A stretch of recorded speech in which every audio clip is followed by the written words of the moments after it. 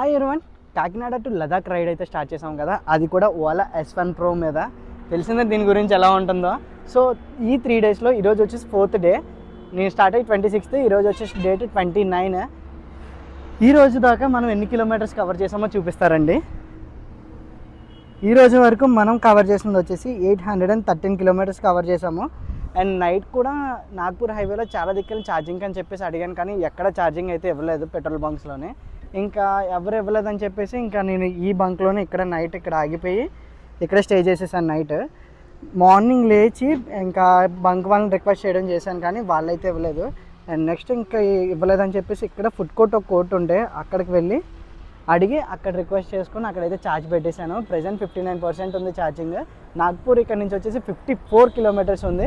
ఇంకైతే రైడ్ ఆడుకొని నాగ్పూర్ వాళ్ళ షోరూమ్ వరకు వెళ్ళిపోయి అక్కడైతే ఛార్జ్ పెట్టేసుకుంటాను. సో ఈరోజు అప్డేట్ వచ్చేసి ఇది. టైం వచ్చిన రైట్ను 9:29 అవుతుంది, 9:30 అయిపోతుంది. ఇంకా లేట్ చేయను. ఇంకా ఎండ కూడా ఈరోజు ఎక్కువగా ఉంది. ఇప్పుడు వరకు ఎండ లేదు, కానీ ఈరోజు మాత్రం ఎండ గట్టిగా ఉందన్నమాట. సో ఇంకా రైడ్ అయితే స్టార్ట్ చేసేద్దాం.